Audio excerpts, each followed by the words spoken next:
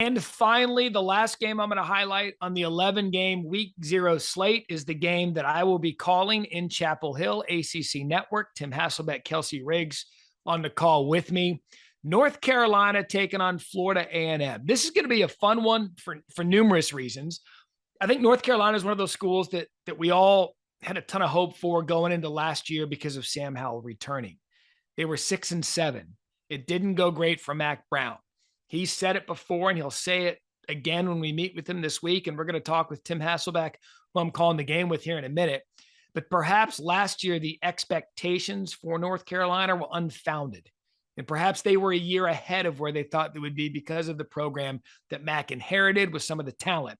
But he's building this thing from the ground up. The recruiting has been good.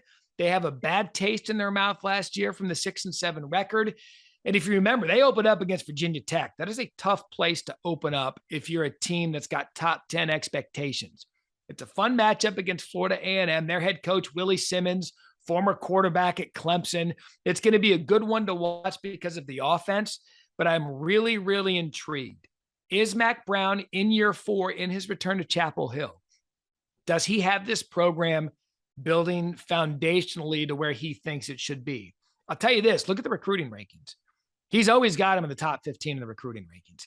Can some of that talent, minus Sam Howell, minus those top 10 expectations, can they go at home week 1, put away Florida A&M early? Because you look at their schedule coming out.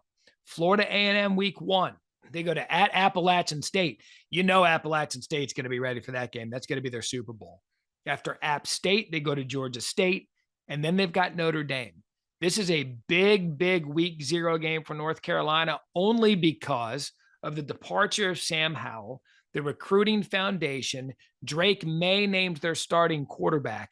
Is it time to believe that Mack's got this thing going? We'll find out Saturday night, 8:15 on the ACC Network. Week 0 is the North Carolina game taking on Florida A&M. Joining me now, the guy I'm going to be calling the game with, one Tim Hasselbeck, ACC Network, Saturday, 8:15 p.m. Eastern.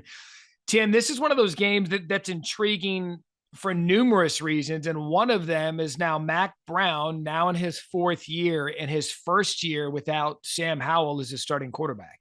Yeah, like life without Sam Howell, I think it's a legitimate concern. I mean, I remember I had, Mack's second game in his return, which was after the South Carolina game. And right when we got in, we asked him about this young quarterback that he had, and he was like, this guy is like Colt McCoy.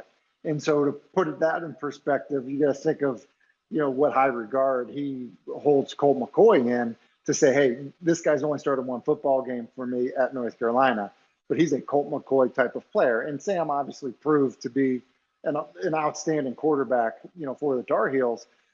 And so now, now you're replacing him. Now you've had an opportunity to recruit the position while Sam has been your quarterback. And so, I'm excited to see Drake May play. I'm excited to see what the offense will look like without Sam Howell and with Drake May, and how different it looks, what type of player he is. And I do think, it will then, say a lot about how we feel about the North Carolina offense.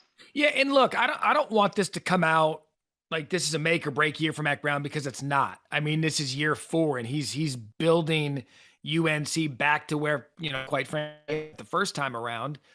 The talent's there, but I think the biggest problem for North Carolina right now is they got way ahead of schedule. One, because the team that Mack brought in his first year, or inherited rather, that he paired with a really good young quarterback. So I don't know that the past couple of years are indicative of where North Carolina should be at this stage in Mack Brown's second time around. Yeah, Matt, I think it's fair. And I don't think you're trying to be, super critical of Mack. I think that their initial success was surprising. I think Mack has even said this year, like, hey, you guys, had us ranked, in the top 10 last year preseason. Like, we maybe weren't ready for that and ready to handle that. And he was probably right. And so now you just say, okay, talk to me about this team that North Carolina has, from the point that Mack took over, the team that he inherited, and then obviously was able to flip Sam and get him to be his quarterback, to the team that he is entering into the 2022 season with. and which team is better. Just changed defensive coordinator, Gene Chizik, who obviously had success as a head coach and has coached with Mack in the past. He's now the defensive coordinator. They've really struggled on that side of the ball, which I think was a surprise to Mack because they did have some good players. Jay Bateman had a very good resume coming into being the defense coordinator, for North Carolina. And so I think there's a bit of a reset happening going into this year, which, I just think with what Mack's accomplished, and I think the expectation were, in terms of like what the arc looks like or how this team trends. Look, this might be, hey, Mack took over and they were up here. They maybe have to take a step back, change a quarterback, change a defensive coordinator before they take that step forward. They were 6-7 a year ago. I think that they're actually going to be better than 6-7 this year. I really do. I think that because of the schedule, or because you think they're a better team than they were a year ago? I think that they've made notable improvements where they need to. Now, I know they had some injuries in preseason camp, and I know Sam Howell's gone to the NFL, but a lot of people will tell you that when you've got a quarterback that can do everything, which Sam Howell did for them, by the way, 3rd and 7s, he was going lowering his shoulder and getting 8 yards. He was their lead. Like, he did a lot for this team. Sometimes when you take away a guy that is going to do everything, you now have to have everybody kind of come together and do their job instead of relying on just one guy.